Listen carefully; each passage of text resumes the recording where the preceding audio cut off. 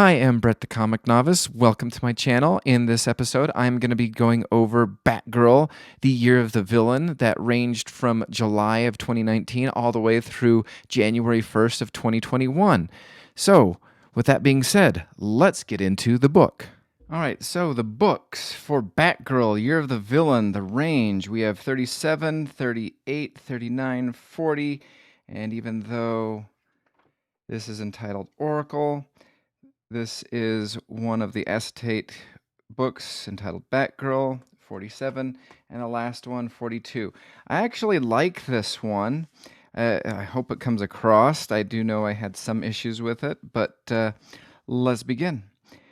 So, Batgirl 37, the thumbnail is entitled The Three Villains, and I'm not talking about these three right here. However, these three do bother me throughout the whole storyline.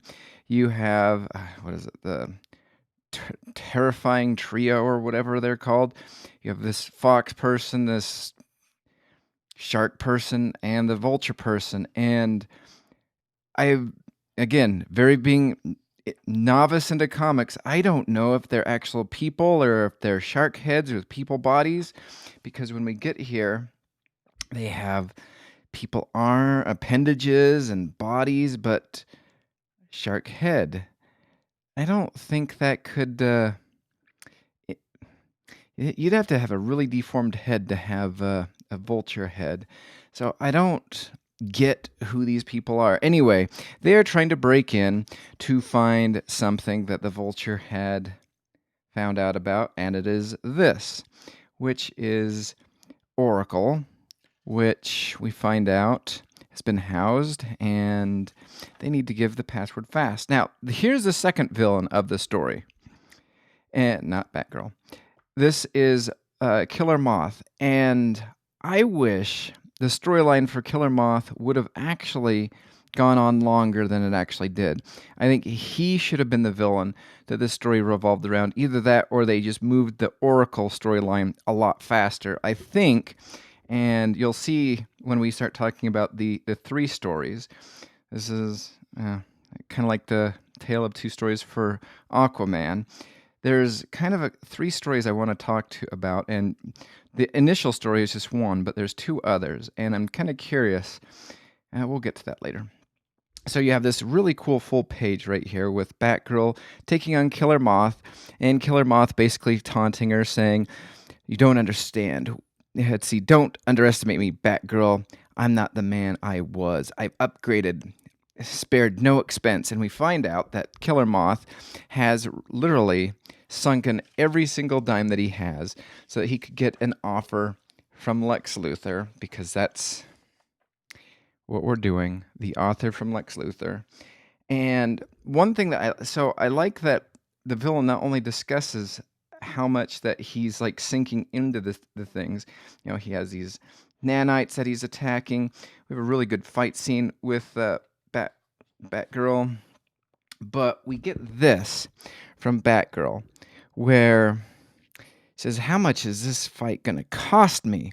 So she's fighting, but she does not have an endless supply of money to, go up against these villains. And in the next panel, how much batterings do I have left? Enough to end him, I think. And so she even, a little while later, wrong timing about the monologue. And we're setting up for a love story, kind of. A love-hate story with a coworker. Anyway, back to the actual story. Here's where they used to have a checklist. After the Dark Gifts, after they decided to take away Superman 14 and Supergirl 33, they stopped doing checklists in all the for the Year of the Villain thing, which I will say I have every single one of them. I've either, crippled myself financially or am just a sucker for a good story. But again, if I'm let's see, if I'm being honest, he's giving me a run for my money. And she even discusses at one point in time that she's going to have to double back and pick up some of these batarangs. So I love that, she is fighting crime, but she's fighting crime on her own dime. And Killer Moth does a really good job of putting her through the ringers. Here are these little microbe organisms that are shooting at her bat suit. And she plummets off of a weak roof that collapses, and we go to this black panel, which she could possibly be dead or unconscious. And then we get back to the story, where eventually Lex's robot/drone comes and gives Oracle the offer. I will tell you, so far, this is not as mind-numbing as Aquaman. Second issue 38, we reprieve from previously. Batgirl is not dead. She was just unconscious, and at the bottom, we go back to Lex's offer, where Lex decides to give her more power and to get even. And then she forces these animal people, they might be. Again, we're the terrible trio. Okay. I don't know who you are, and I don't get what you are. So then Batgirl, again, she's unconscious. She jumps on the subway. And again, I like this. Buy yourself a coffee, kid.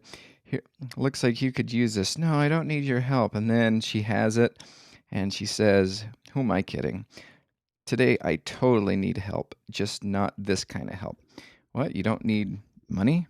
I mean, you just were talking in the previous issue about needing to collect batarangs and stuff like that. So she goes into her apartment and crashes. And meanwhile, she also works for Congresswoman Luciana Alejo's district in Gotham. And she wants to go to, I think it's Burnside. And I'm like, oh man, Burnside sucks. And then Oracle starts breaking in to all these defense systems, Gotham Police Department, the Hall of Justice, as well as the Batcave. And we get to see through Oracle's eyes, where she kind of goes into the infrared or X-ray spectrum. And again,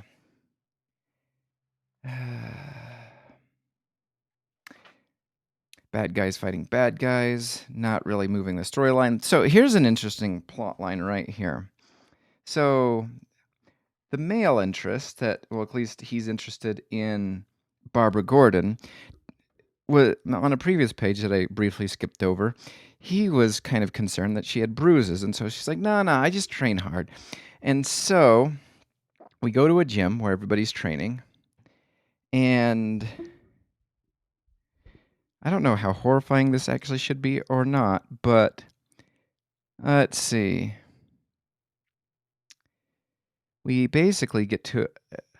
Oh, I'm sorry about that. This is another reference, Babs. So the trainer right here, this guy is basically saying the reason why she has bruises is because he's overtrained her or has gone a little too hard, and that the guy who kind of likes her, even though she doesn't like him, but she kind of does, but she kind of doesn't. Check this box if you like me. Yes, no, maybe. He basically is her constant vouch for all the bruises that she gets as being Batgirl. He never asks why she has all these bruises, but he just allows it to happen, which means that he basically could be compliant in spousal abuse. Anyway, we go back. Batgirl's fighting. Killer Moth's upset because he thought he'd killed Batgirl. So then we go back to Oracle, where they're trying to, this lady, they're going to try to find out if she's worth anything. Don't do that. Big mistake. Yep, you're dead. Anyway, Killer Moth also has these killer drones that she start trying to attack. Now, here's the thing that, again, this could have gone on for one more issue. He now has these killer drones of Killer Moth. He's told that he's upgraded. He's destroyed her bat suit. but she's able to take him down this time. I wish that would have gone on for a little bit longer because I know what's coming up.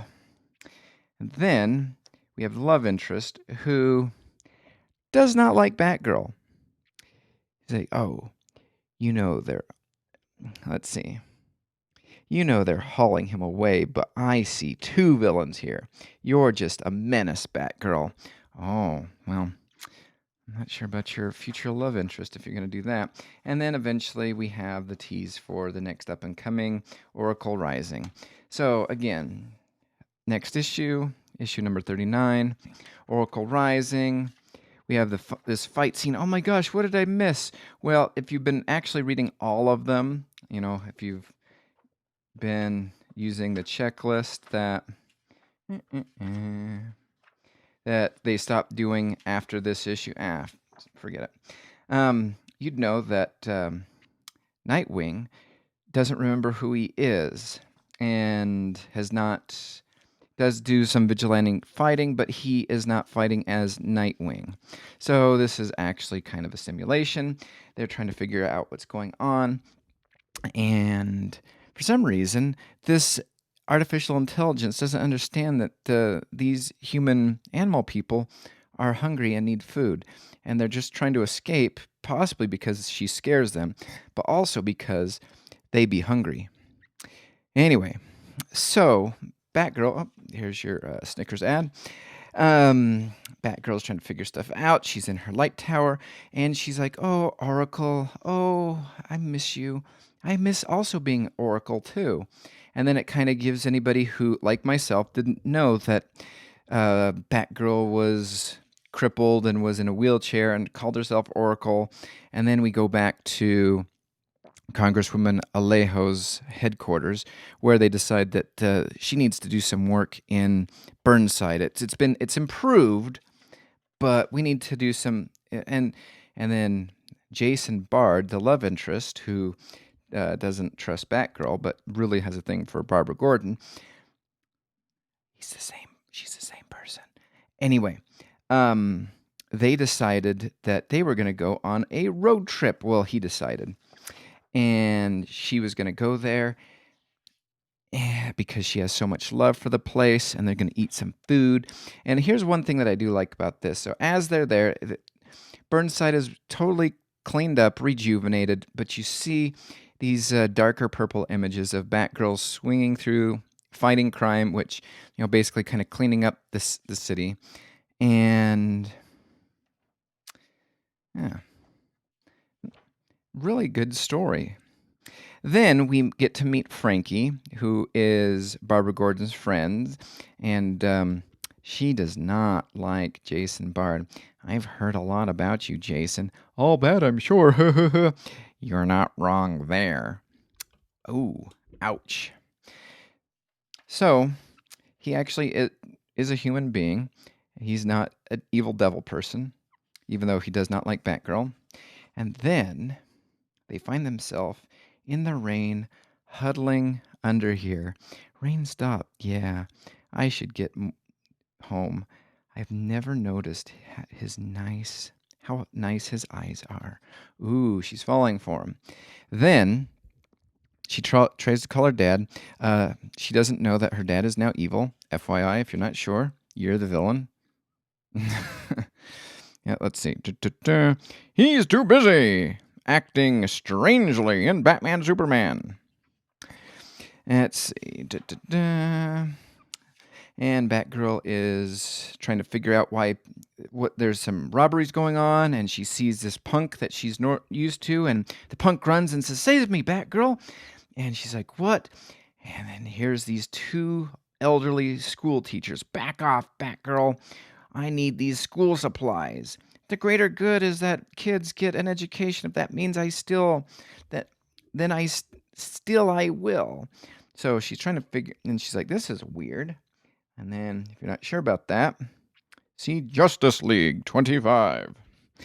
Why are people acting so weird? Anyway, I feel as though it's a pretty self-contained story. I don't think you really need to go into that. Let's see. Oracle wants to set a trap. So set a trap she does by lighting Burnside on fire in the shape of Batwoman's logo. And then the title of the next story, The Burning of Burnside. I'm not going to go through all of this because this is really, really good. We reprieve.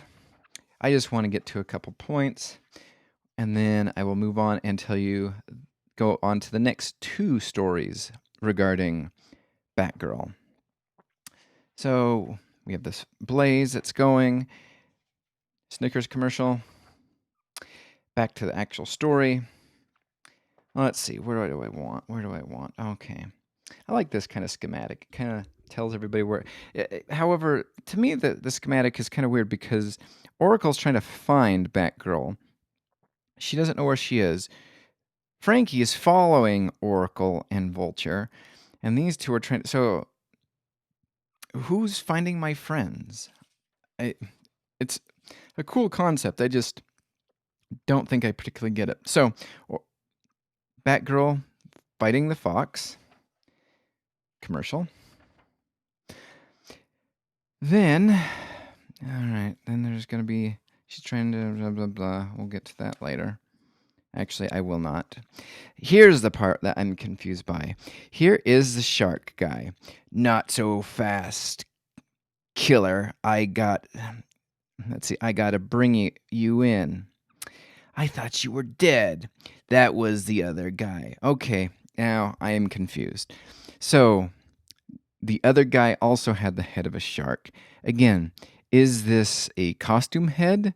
Is he an amorphous thing? Because in one of the parts that I skipped over in one of the previous issues is the fox talks about how sneaky he is because he's a fox. And yeah, I'm not sure I get that. Anyway, I don't understand these relationships that is going on. This is a really good book series. There's the Doom Signal. Again, if you're not sure what's going on with the Doom Signal, it lets you know, what is that in the sky? See current issues of Justice League and other Year of the Villain tie-ins. Yeah, well, just Justice League. And I don't know which ones they are right offhand. They should have clarified, because accordingly, you don't need to collect them all. So not finally, I'm just going to get to this one.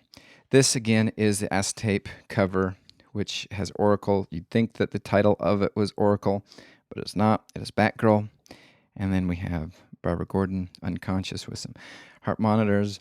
And the final one, I will say, this one completes the story.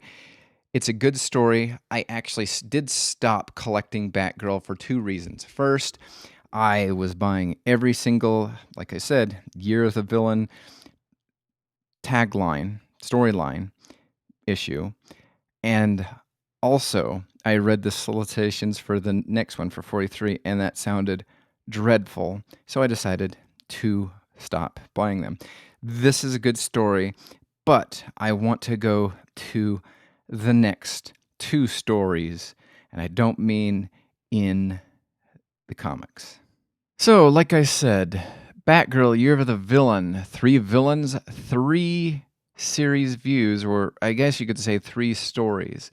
Again, it starts with issue number 37 of Batgirl, ends in issue 42 of Batgirl. It starts, again, the issues ran from July of 2019 to January 2020. And again, here is the story. With Batgirl, here's the initial, the standard cover, 13,100 something. I don't understand some of these cardstock variants where they don't really tell anywhere close to the story. But you know what? It got 9,304 people who bought it. The fused numbers, it came in out of about 300 comics sold that month, but came in about 110. Not bad for actually, a Batgirl thing. 22,430 units sold, estimated. Again, issue 38, 11,827. This one, the variant, much better than the issue 37 variant, with a very nice picture of Barbara Gordon. Sold 13,000, which was definitely up. The combined total for issue number 2 is 24,445. Excellent. Came in 81st out of about, again, around 300 or so comic books that came out that month. The next one, issue number 39. The standard cover, 11,985. Variant dropped down significantly a lot, with the fused number being 19,665. So now the total number of issues sold for issue number 39 dropped significantly. And I'm curious if some of it is because of the, and I'll get into this a little bit, but the slowness in which the story is being set up for the Oracle. Because again, on this cover, you have Oracle, pushing Barbara Gordon down into the cement, and she's yelling, delete, delete. But that matchup has not happened yet. So then you have the next issue number 40. It's dropped again. There is no cardstock variant. You just have the deceased variant as well as the standard cover, which sold 18,076. You have again, and interestingly, this cover, the acetate cover, did not sell nearly as much as the Aquaman cover did. This, it's not as good, I would say. Selling 16,969, and the cardstock variant. I wish I would have bought in the cardstock variant, but for some reason I just was all swept up into the acetate one because I thought they were cool. And the issues for these kind of arose. Units sold 23,889, with about it being 90th out of about 300 or so, probably a little bit under 300 comics sold that month. I don't know. I saw 300 one time. Maybe I'm off. But anyway. Then the final issue 42, dropped significantly. I mean, if we go back to issue 40, just before the acetate cover, it was at 18,076, with the finale being the worst also. So just break down. Here's the second story of Batgirl, the breaking down of the numbers. So as you can see, I have a bar graph that shows the standard issue, the cardstock variant, and then the fused numbers combined. And you can see that from the first issue, the second issue rose up.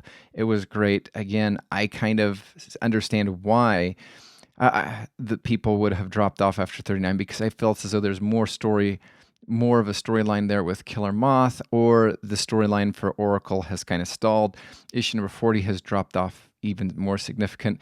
Issue 41 rose up almost higher than issue number 1, but not as much as issue number 39, the second issue of the story arc. And then with issue 42, the finale, was the lowest purchased issue out of all of them. And here is the fused rankings for,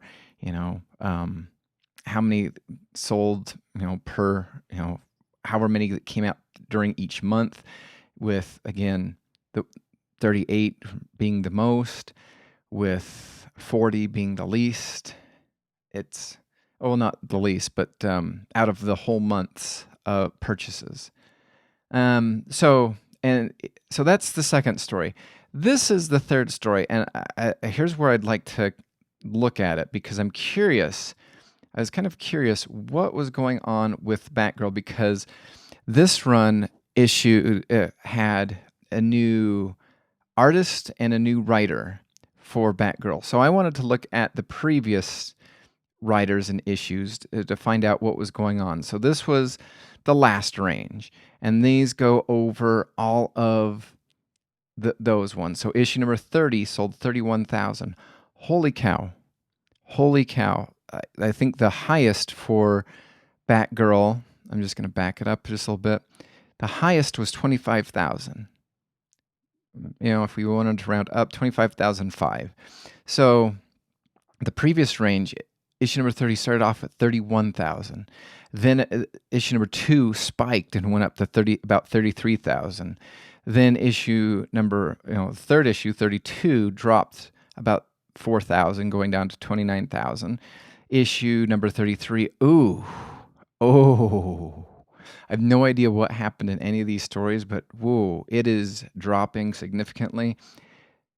Issue number 34 rose back up about 4,000 to 28,000.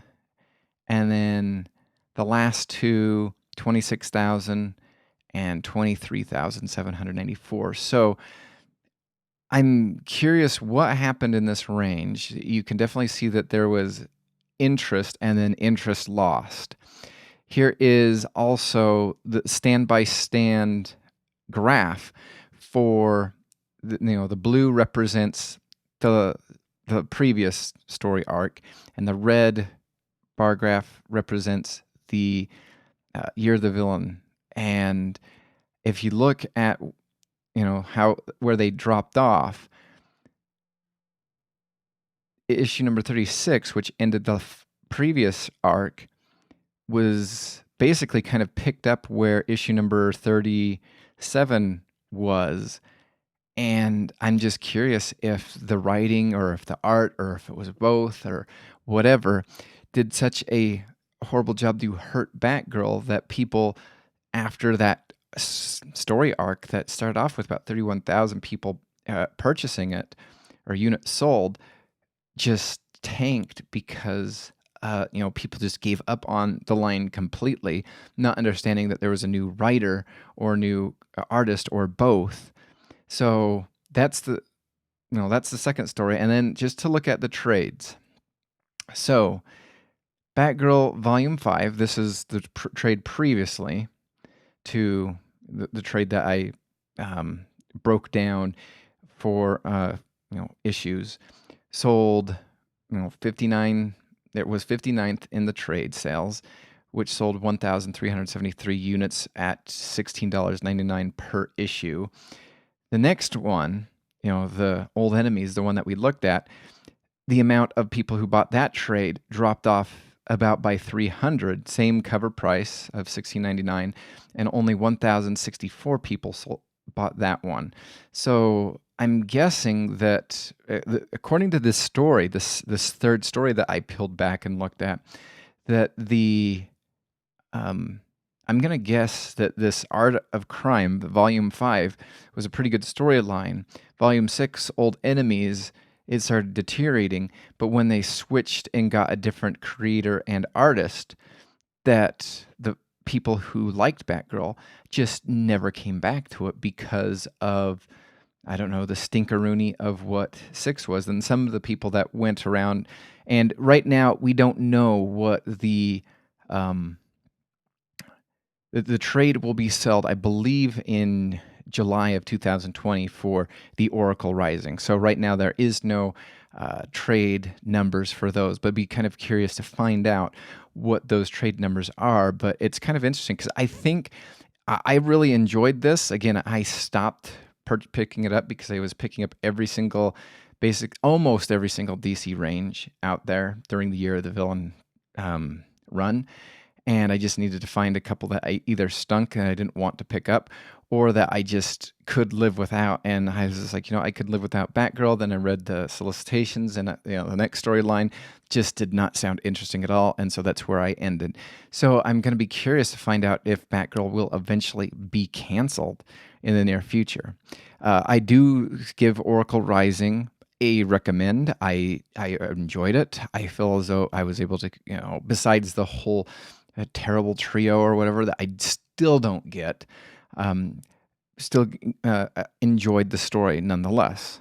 So thank you for listening. Subscribe, give it a like, and stay tuned for the next video where I break down another one of the Year of the Villain storylines.